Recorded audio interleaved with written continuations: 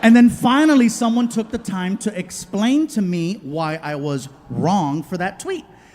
Come to find out that Chick-fil-A in the past has been known to make contributions to organizations that are a little out of line with the LGBTQ plus community. Now, forgive me for using my hand to get the letters right. I just want to get the letters right. I do consider myself a supporter and an ally, and I'm trying my best to be as understanding as I can be with the limited information I have available. Now I'm going to say it again. I'm trying to be as understanding as I can be with the limited information I have available, which basically means I only read headlines. Here's the thing, you guys. There are a million struggles in this world. Every single day, there are people trying to better their lives, trying to get to a goal, trying to achieve something to get them out of one place and into something better. And it's impossible to keep up with everyone's fight unless you mess up and then someone pulls you aside and reads you the riot act. So here's how the conversation went, because I finally got one. They said, well, Gabriel, if you consider yourself a supporter of the LGBTQ plus community, moving forward, will you still be tagging Chick-fil-A in future posts? I said, yes, I will. But it's not because I'm not a supporter. I'm definitely a supporter of your cause, but causes are a two-way street. You got to support mine too. I said, I tag Chick-fil-A for the same reason I tag every other company I use organically. I'm trying to get free shit. Plain and simple, don't look past it. Free shit. Yeah, let me tell you how I discovered this one. So I was at a Chipotle one night, and the staff was incredible. So I wanted to give them a little shout out online. So I gave them a shout out, and then I tagged Chipotle. Chipotle saw my tweet, and then they reached out to me to say thank you. And to show their appreciation, Chipotle mailed me a burrito card, good for 1 year's worth of unlimited Chipotle. And I tested it. Oh, they gave it to the wrong person. After about 2 weeks, it looked like a Metro card. It was all scratched up. So now let me tell you guys, if you were me and you sent out one tweet that got you fed for a whole year for free, wouldn't you be tagging as many companies as you could to see who else would want to donate to the cause? The only thing I'm guilty of is hoeing myself out. That's it. I was being a little cyber sucia. That's all I was doing. But again, I understand that some people need to be held accountable for certain actions. I just feel like a lot of times a simple conversation can fix things. I know that based on today's rules, I can be canceled right now for previous comedy specials that I've done over the years. And I understand that, so I'm just waiting for the call. I know I can be canceled for previous comedy specials. And I know they probably expect me to apologize, but I would never apologize for my previous work because you know what? It was perfectly acceptable at the time.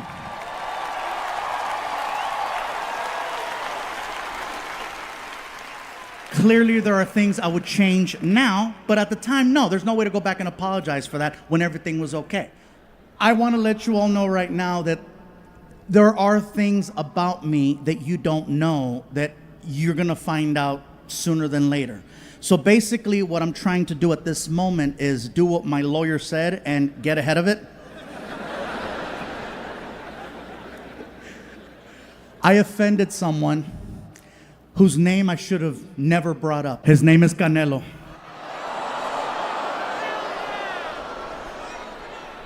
I know, go big or go home. If you are not familiar with who Canelo is, give me a few seconds to explain. Canelo is arguably one of the best fighters in the world. Okay? You cannot miss him. He is in fact Mexican, but he does not look traditional. Canelo is in fact the whitest Mexican on earth. He's super white. He's so white, he's redhead. Canelo is a redheaded white Mexican fighter. He is so white, even Donald Trump was like, you can come. Super white. But then he opens his mouth and you realize, oh, Canelo, he's not local. So here's how I got in trouble. A comedy friend of mine by the name of Ron White reached out to me. And Ron White invited me to be part of his Tribute to the Troops comedy show for the Nashville Network. And I told Ron, I said, Ron, I'd love to do the show. Anything for the troops, let's do this. So the show taped in Vegas. And it's a couple other comics plus myself. And Ron White's the host. He brings me up on stage and I figure I'm only doing 10 minutes, okay? I might as well just do references to Las Vegas since everybody knows Vegas. So I started talking about boxing. And then I brought up Canelo. And here's where I got in trouble. I said, Canelo is my favorite fighter of all time. I just wish... And it was all downhill after that. I said, I just wish he would not do interviews in English because English is not his strong language. And if you're a professional fighter, hear me out. If you're a professional fighter, you need to sound confident, engaged, threatening, aggressive, on point, in your face. And in Spanish, he does. In English, not so much. In Spanish, he's a killer. In Spanish, the reporter, the announcer comes out. Aquí estamos con Canelo Alvarez que se va a pelear contra Floyd Money Mayweather este fin de semana en pay-per-view en el MGM Grand en Las Vegas, Nevada. I know some of you heard that right now and you're like, oh my God, I think I understand Spanish. Because you do. So then the reporter will look at Canelo and ask him about the fight. Canelo, ¿qué vas a hacer en tu pelea?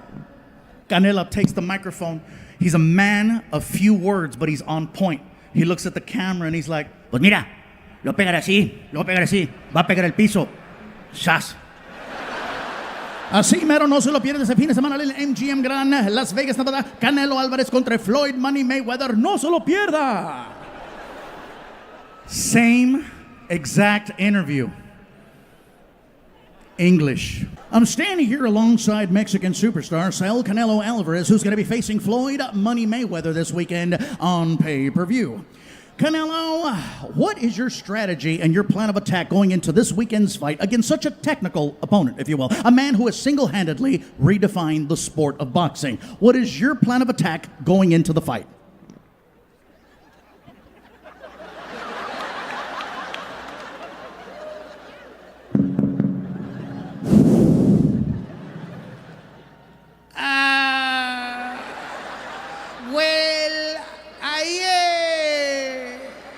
Going to hit like this. I'm going to hit him like this. He's going to fall on the, ¿cómo se dice piso, güey? Floor. He's going to fall to the floor and then tan tan así. All right, well, there you have it. Floyd Mayweather, I hope you are ready, my friend, because, yeah, that's what's waiting for you. Reporting live for ESPN News, I'm Phil Stevens. Back to you in the studio, and we're out. The hell was that, goddammit? Why did you warn me? So word gets back to Team Canelo about the joke that I did. I find out because I have friends in the boxing community who reached out to tell me, bro, what happened? I said, what are you talking about? Dude, we heard. Heard what? We heard that Team Canelo's pissed. I said, so what does that have to do with me? Well, I guess it's about a joke you did about Canelo. Huh? Who showed him? If I would have known one of the best fighters in the world was going to see me do a joke about him, I would have never done a joke about him. I didn't think he'd ever see Ron White's Tribute to the Troops comedy show on the Nashville Network. I didn't think he was ever going to see it. Shit was in English. Now I'm worried about the confrontation because I know it's only a matter of time. And I know where he's going to confront me. It's going to happen in Vegas. And the reason why I'm so confident that it's going to happen there is because when I perform in Vegas, I perform for MGM Grand Properties. And so I get free tickets to the fights. And I always go because it's free. And they put me ringside so that my face comes out on the Jumbotron to help me sell tickets. And so I know, because I've seen Canelo at fights before ringside. I've never spoken to him, but I know that's where it's going to happen. And I'm nervous about this confrontation because I don't know if he's going to confront me in English or Spanish. I hope it's in Spanish because I want to feel the fear. You know what I'm saying? I hope, he's like, Te voy a matar, pinche gordo. I'm just worried he might, Hey, Joe,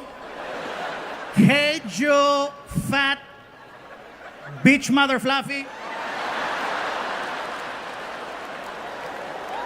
You just call me fat bitch mother fluffy. So if anything happens to me, Canelo. But I guess I should feel honored at the fact that someone at his level would even acknowledge a comedian. It feels good at least knowing that he knows who I am, which is nice. It at least makes me feel relevant. Because, after 2019, I wasn't sure what was going to happen. Honestly, for me, I thought that 2019 was the best year I ever had in comedy. And the reason why I say this is because I was this close to hosting the Oscars. Yeah. Pretty sure I got a good chance next year.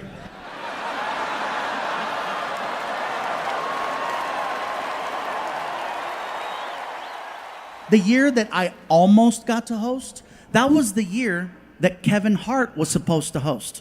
And I don't know if you guys remember the story or not, but basically, Kevin Hart was supposed to host the Oscars. And anytime you host, the background check is next level, okay? They go through all of your social media, all the way back to MySpace.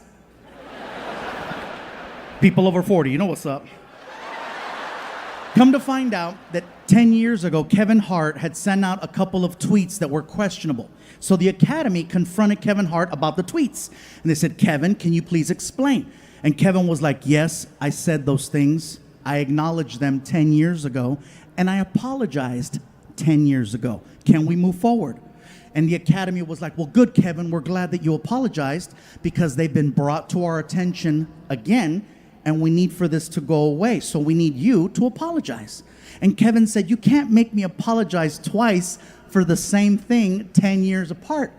And they said, well, you have to, because if you don't, you cannot host the Oscars. And Kevin said, well, thank you, but no thank you. And he walked away from the job. I would have done the same thing in his position. Because by him apologizing, he gives more power to cancel culture, and we can't give him more. We got to take it back. So now the Academy was left with a problem, trying to find a suitable replacement for Kevin Hart, which is not an easy thing to do. So they reached out to a bunch of actors to see if there was interest, and everyone said the same thing. Thank you, but no thank you. We want no part of that Kevin Hart drama. No one wanted the job.